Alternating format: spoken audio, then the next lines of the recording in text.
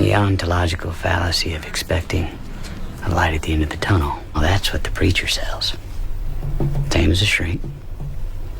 See, the preacher, he encourages your capacity for illusion. Then he tells you to fucking virtue. There's always a buck to be had doing that. And there's such a desperate sense of entitlement, isn't it?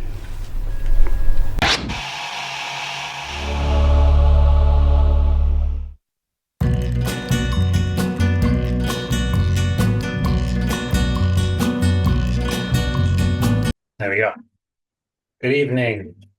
Good evening. Very good to see you. Likewise. Well, I'll just turn my volume up a little bit here. Oh, and also, bear with me a sec.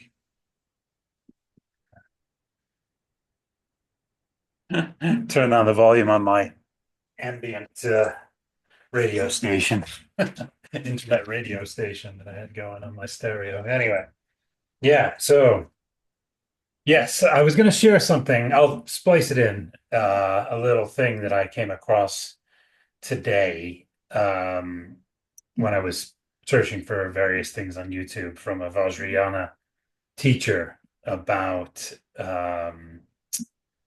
sort of the enemies of the Dharma, but it dealt with doubt, basically. Mm-hmm. You know, those who doubt, basically where I was coming from, any spirituality, at all. And then, there's the internal doubts and then the ultimate sort of doubt thing. Anyway, the reason I was going to do that the reason I've started the video with this is that I thought it was interesting, and I just thought it was a good way to start because I want to continue our discussion about doubt. And specifically, I'd like to maybe look at some of the writings. I've got the writings ready and booted up to do that from Shinran Works. You can pick if there's anything you particularly want to pick from any. There's tons of passages on doubt. Because the reason I want to continue the discussion is specifically because while I can see that for some, your explanation of your experience about, and also your explanation about that at the time, of Honen, Shinran, Renyo, they wouldn't have been referring to the type of doubt that I'm talking about. It still doesn't really satisfy me as I can see that maybe resolving it for others, that if that kind of doubt arises, it could be but for me, it's not a satisfying, I could see right from the beginning that wouldn't, I could see that was the truth. And in a Dharma mindset context, that makes sense. But I can see for me, that's not gonna, do you see what I mean? That's really not gonna resolve the actual doubt. And, because for me, when I hear hearing without doubt, without a single doubt, that, that being Shinjin, that to me, I can't be doubting all of Buddhism. Do you see what I mean? I can't see where doubt, having a doubt arising in my mind about all of Buddhism, just like I would any other religion. Do you see what I mean? Is going to be, that's a pretty major doubt in the mind. Do you see what I'm saying? For me, anyway. I can't see that as not being the doubt, part of the doubt that's being talked about in the teachings. So what I'd like to do anyway, the reason I'm raising this is so we can look at some of the actual passages from Shinran, just for clarity. So is that something you'd be happy to do tonight for this session? to continue our discussion? All right, cool. Bear with me a sec. I'll share my screen again.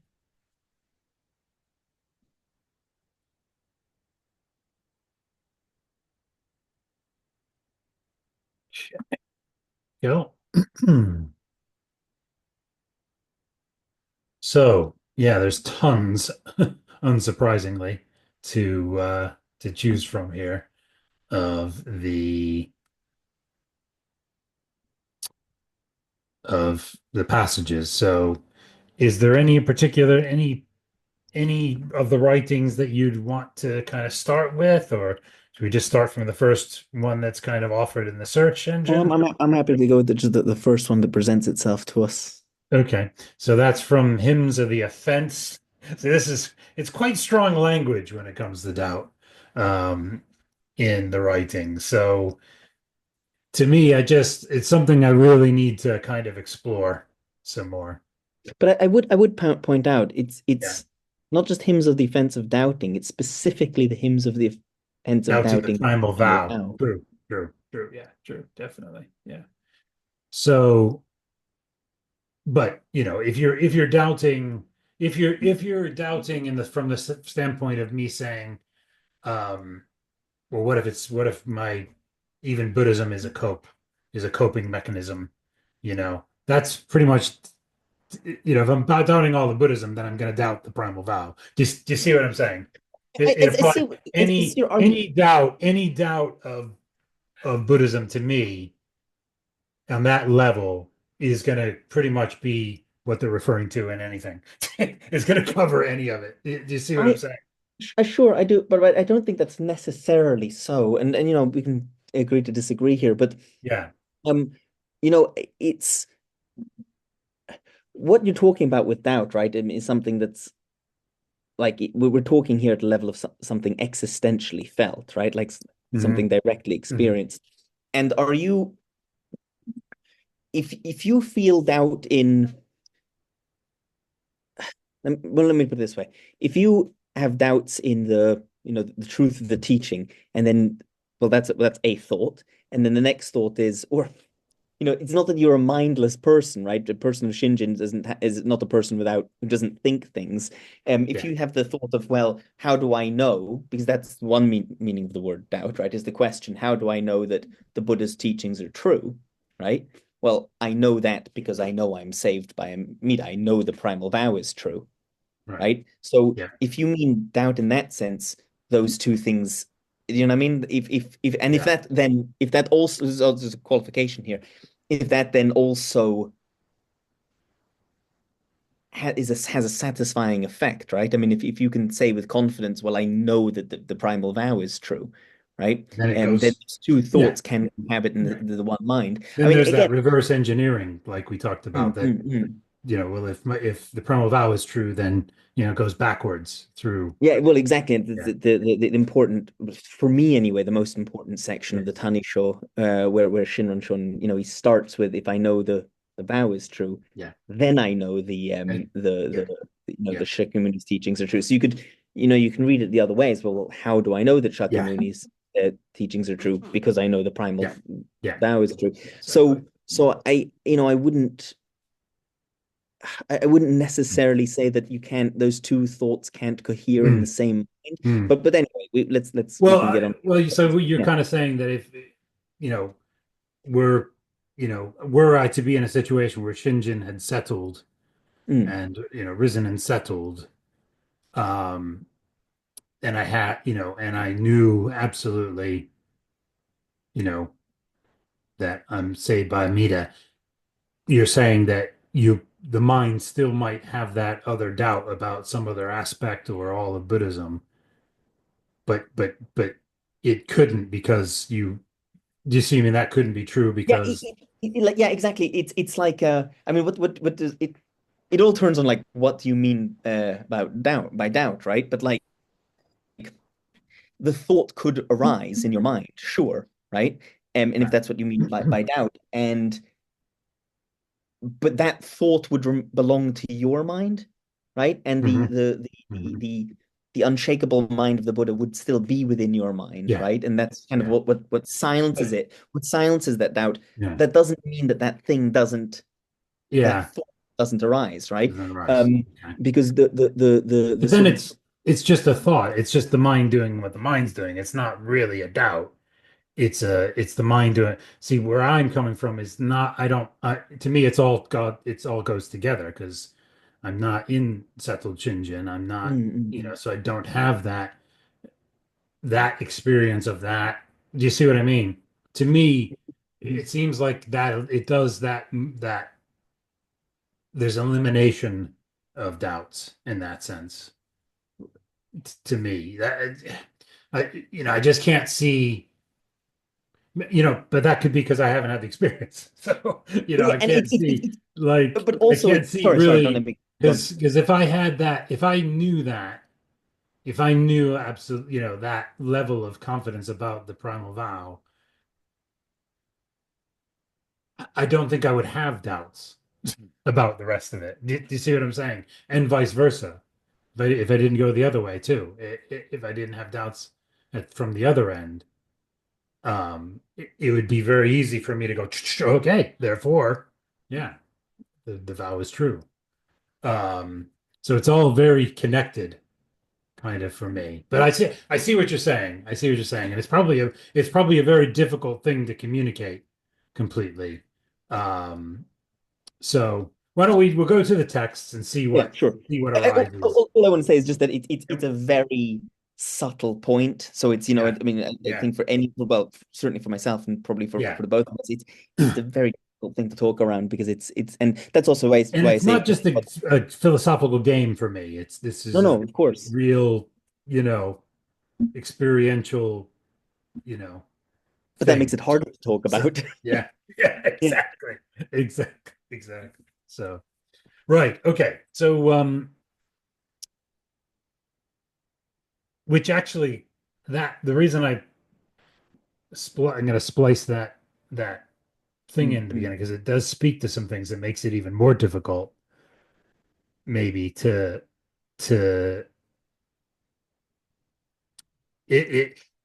in the end, my conclusion after going through those was, it's all the more reason you need other power. you need the intervention of other power to intervene, because there's going to be no chance for me against those other, those three things. But anyway, maybe do you want to, shall I actually play it now? Yeah, please do. Yeah, let me stop sharing, and then we'll come back to the text, actually. Instead of, I'll splice in the beginning, but we can play it again here, and or maybe not. Maybe I won't. Maybe I'll just play it now, and because it does kind of, I just have to share it and make sure I connect the audio when I do. Yeah, share sound. Yes. Okay. Back to it. Maximize. I gotta get rid of the bar so I can hit play. Go. Okay. And hopefully the sound is high enough on this for it to be heard. There are three kinds of enemies. The external enemies are people who have a perverted view of and are hostile towards the teachings and practitioners. They say that there is no reason for compassion, no truth in the Dharma, no deities, no mantras, no blessings, and no Buddha activity. The inner enemies are our conceptual thoughts of dualistic, clinging outwardly to the perceived objects and inwardly to the perceiving mind. The ultimate enemy is doubt and the concept of antidote, the cognitive obscuration. There are three kinds of enemies. Okay, yeah. So the external enemies are people who have a perverted view of. Yeah, so, the three, when it goes through them, actually, I want to just keep that on the screen just so I can you hear me now? Can you speak? I hear you perfectly. I couldn't hear it. Could you hear it when it was playing? I couldn't actually hear everything. it. I don't bizarre, but it was crystal clear on my end. It was okay. You could hear it. It's okay. Yeah, it was just I think it was just a computer generated kind of voice. But I just wanted to go through them one at a time. Because there are three kinds of enemies. The external enemies are people who have the external enemies are people who have a perverted view of and are hostile toward the teachings of practitioners. And are hostile towards the teachings and practitioners. They say that there is no reason for compassion, no truth in the Dharma. No truth in the Dharma, no deities, no mantras, no blessings, and no Buddha activity. So, that's my fear. That's the truth. That's my fear that's the truth. That there is, but the only thing I wouldn't agree is that there's no reason for compassion. Even if Buddhism is a cope, I wouldn't say that there's no reason for compassion. But the rest of it saying no truth in Dharma, no deities, no mantras. That's no blessings, no Buddha activity. I mean, that is the kind of doubt I'm talking about that arises from time to time. And that's pretty major. And then it says the next bit. No deities, no mantras, no blessings, and no Buddha activity. Other enemies are... The inner enemies are our conceptual thoughts of dualistic, clinging outwardly to the perceived object. The inner enemies are our conceptual thoughts of dualistic clinging outwardly to the perceived objects and inwardly to the perceiving mind. And that's the part where,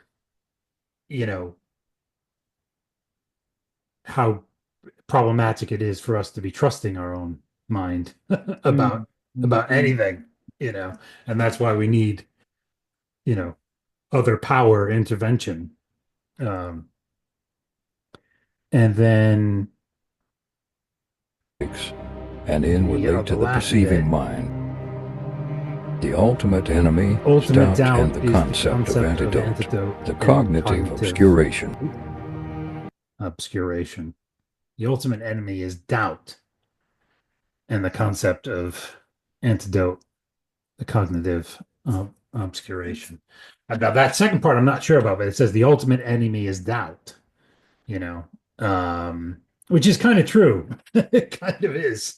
It is because it does undermine everything. It does undermine everything. But anyway, I just thought it was an interesting thing to bring into this discussion about doubt. Just something, like I said, I came across. But all right, so back to hymns. So we'll start with hymns of the offense of doubting the primal vow. As a mark of not apprehending Buddha wisdom, people doubt the Tathagata's various kinds of wisdom. Believe in the recompense of good and evil, rely on their practice of root of good, and hence remain in the borderland. So, as a mark of not reprehending the Buddha wisdom, people doubt. So it's an inability. Sorry, go ahead. Yeah, go ahead. Yeah. No, please. No, okay. Like it's an inability to apprehend, to understand, to comprehend the Buddha wisdom, which, hands down, I have difficulty with that. I can receive it. Obviously it's my main pursuit as far as, it's my primary pursuit now, spiritually speaking, philosophically speaking, and in every way. But it doesn't mean I can completely understand Buddha wisdom, perfect Buddha wisdom, and that to me says because we don't see the way reality is, we perceive things samsarically speaking, as it were, with our, through our ignorance, blind passions, kleshas, etc., etc. We don't apprehend the truth. So I might be off base here, and I'm sure there's there's a great scholar of Shinran is Shonen's gonna wag his finger at me or her finger at me for getting this wrong. But I in light of what we were just talking about, I mean what you were saying about, it's, and you're right, is that if your Shinjin isn't settled yet, right? Then talking about kind of this kind of radical doubt isn't an issue if you can just rest in Shinjin. I mean, isn't really much help because the Shinjin isn't settled there, right? So you don't have the life raft yet. The shark still has teeth. It's very good analogy. Yeah, Weaving it in. Well done.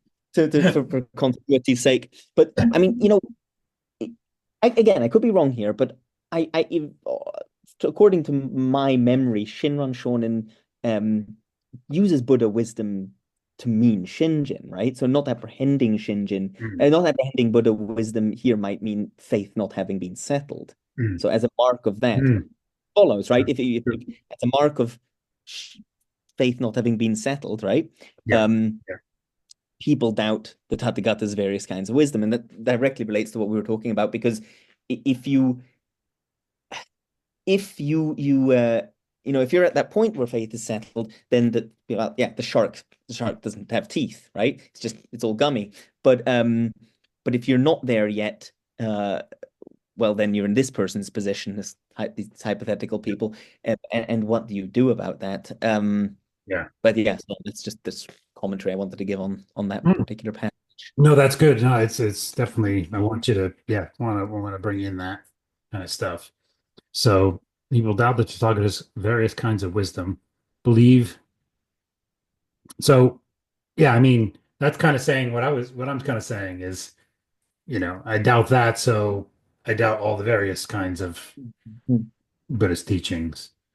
And they also believe in the recompense of good and evil, rely on their practice of root of good, and hence remain in the borderland. So because they believe in the recompense, these people now, I would say that they don't have the level, they might not have the level of doubt that I do, because if they're believing in the recompense of good and evil within the practice, the Buddhist practice, then they're relying on the root, the practice of the root of good.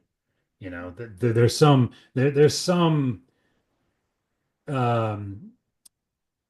they're doubting other power, but they're not doubting self-power. They're not doubting the power of self-power in Buddhist teaching or Buddhist practice. Or do you see what I'm saying? So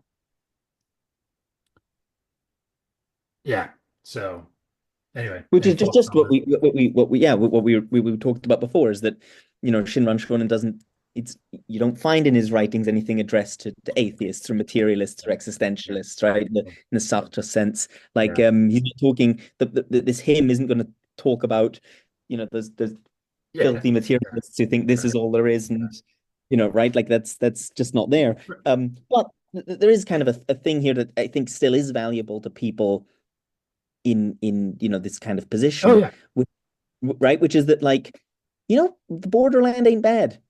It's not the end game, but like if you die, right? But it's not certain. There's a big but for that one, to get in the borderland. You got to work hard to get in the borderland. You got to work hard. You got to work hard. You got to be able to do so. You got to have some capacity to get there. But it's still not bad. There's a and so I had this point, which I don't think I've talked about before. It's sort of in my own spiritual journey when my own faith was very unsettled. I think it was like 2018. I know it was 2018 because of where I was living. And I had this moment where I felt it wasn't Shinjin, but I was enormously grateful for just the borderland. I mean, at this stage, I'd had my 108 need Nenjun. I'd say Nembutsu like however many 100 times, and I thought that's still not bad. All the borderlands, the the womb palace, I like the palace of indolence and pride. That's Yeah. my favorite. And I think Something like the palace, is it the palace of indolence and pride, or I don't know, something like that. But you know, part of me, I had a similar, I'd say it was a similar feeling when there's two aspects to that. One, I felt grateful for it. I was happy for it. I was like a relief that, okay, there's like a borderland. There's still a chance. It was oh, you get a loophole. You know, and so part of me thought, well, maybe if I can do, you know, proper, you know, recitation of, you know, of Nembutsu or Nyanfo, and you know, and certain amounts of times a day, and get into a routine of that and do it in the right frame of mind. Do you know what I mean? There was part of me that's, you know, this is very early on, had that sense of, well, maybe, you know, it was just like I had that, there's a little bit of a relief or gratitude there. But as I really realized the depth of my incapacity to do self-power, you know, to apply self-power practice, my lack of discipline, my lack of capacity for it, my lack of you know, how distracted my mind was, and just the depth of my incapacity to do Buddhist practice. Um then that became, well, maybe it's still a loophole. Maybe somehow I can still, and I was looking for ways that even if I didn't have capacity, but if I had enough, like at least maybe had some faith, you know, maybe not settled Shinja, but some, then maybe it'd be enough to. And then eventually that door was that door was closed for me through one of the lines, I think is in Kyogyo Shinsho, that kind of just ended that argument, you know, and was reinforced through Chokan taking the question to Aiken Kobai Sensei, and he answered the question as you were talking, pretty firmly. That loophole was pretty solidly closed. But I had that in the beginning, you know, the earlier times. I had that sense of, there's at least a chance through the through the borderland, until both those kind of approaches to it kind of got, you know, okay.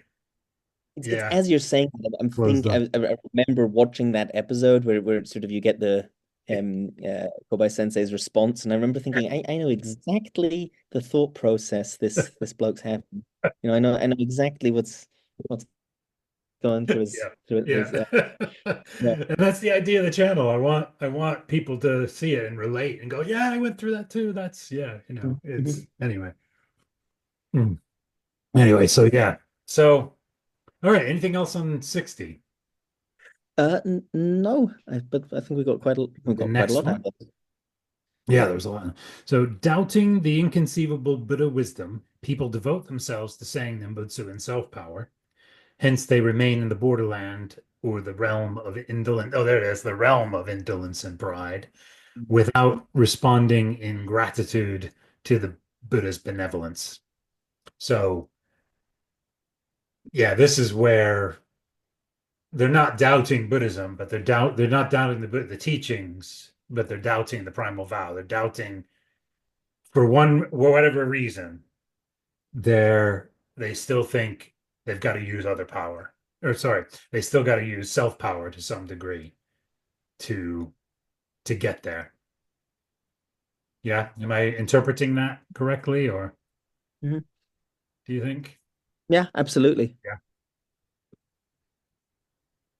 Which, when I'm in the Dharma, this is the thing. Most of the time I'm in the Dharma frame of mind, you know. And, you know, I'm not in this big doubt I'm talking about. And when I'm not, it feels like I'm like, yeah, of course, you know, of course it's got to be other power.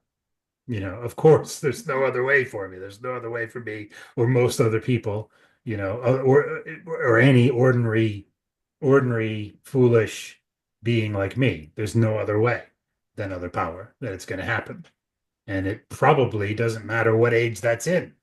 It's, you know, if you're an ordinary foolish being without capacity, you're not going to get there, and with your self-power. You're just not, it's just, unless you're an extraordinary being, Mm. So we're at the 10-minute mark. Do you get the little warning as well? Yeah. Yeah, and the time left countdown in the corner. It just gives you the time left thing on the thing. So anyway, but no, I don't want to pause that. Hold on, did I? Make sure I'm recording. Okay, good. Okay, so yeah.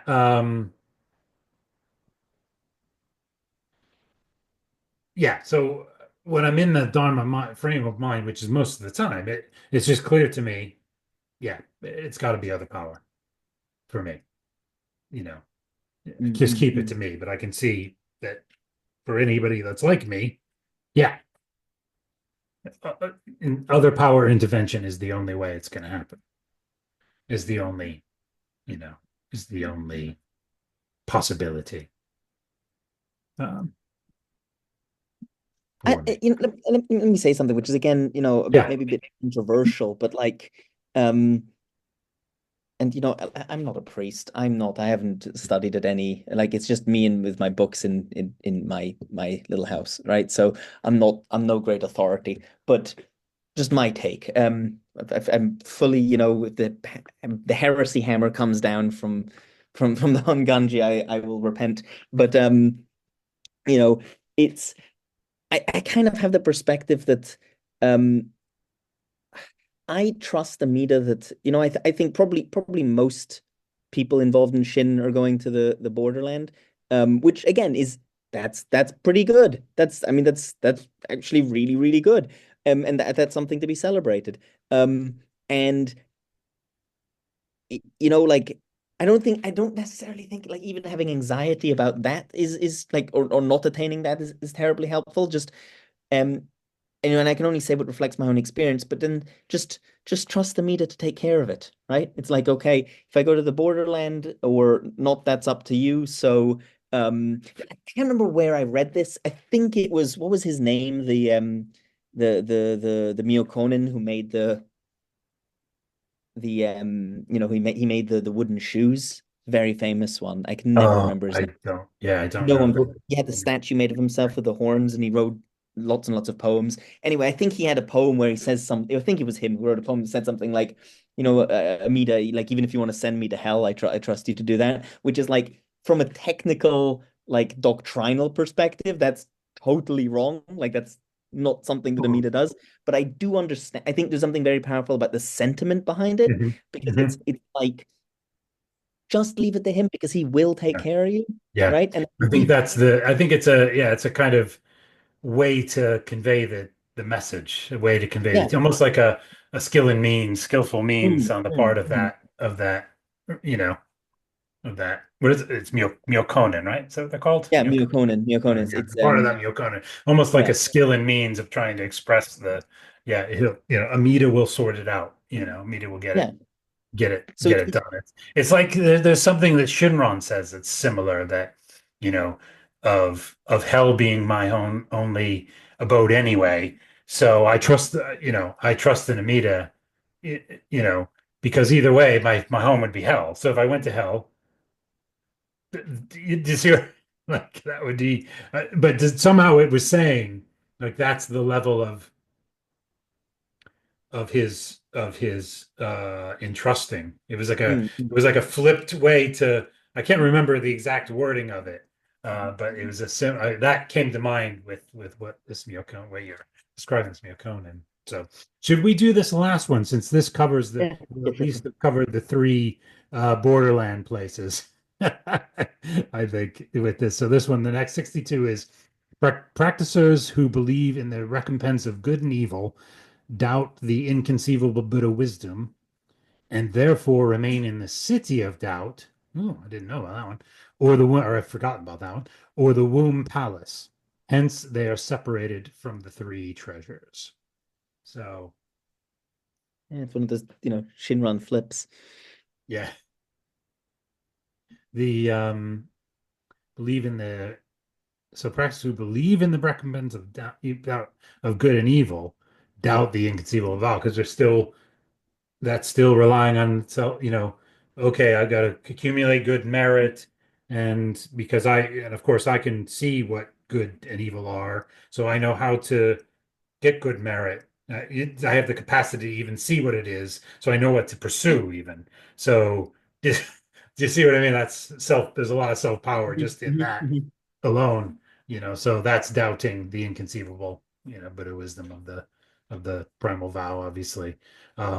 Therefore remain in the city of doubt or the womb palace and separated from the three treasures, which is interesting, that you're still there, but somehow I guess you got to figure it out when you're there, even without the three treasures that you've separated yourself from.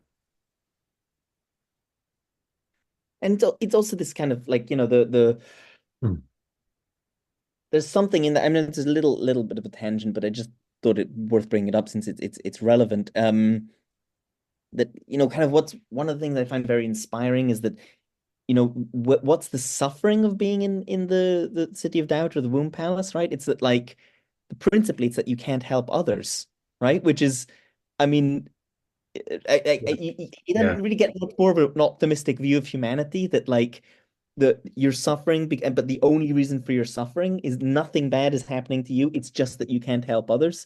Right? Like you're not fully in constant truth. As a consequence, you can't help others. And I think that's sort of that speaks to the Buddha nature in you, which I know some Shin people don't like talking about Buddha nature, but which is understandable, right? But it is there. It's part of the doctrine. And it's that calling for you to go there so you can come back, right? And that impulse exists in you. Wisdom and compassion. Wisdom, Buddha nature is the ultimate wisdom and compassion. They're the same thing. You can't have one without the other. So if you're in a situation where you're in that situation where you can't help others, but you're there because of you're in a pure land, and you're in, do you see what I mean? Unless I don't know what the frame of mind is. That's a whole nother discussion, I think, of people in the different, borderlands places, and in the 9 grades of lotuses that haven't opened up yet, and things like that. What is the frame of mind? Do they know, they've made it to the Pure Land, but they're not quite there. They're not in the, or I mean, is that another thing they have to overcome? Yeah. Their ignorance that, anyway. Yeah, I don't know, and I don't know enough about it or remember enough to be able to. Anyways, so yeah, this is different kind of doubts, but I think it's worth talking about. It's definitely worth discussing this. What I think we'll do for the next episode on this topic is maybe I'll see if we can find, because Shakyamuni dealt with people who were, for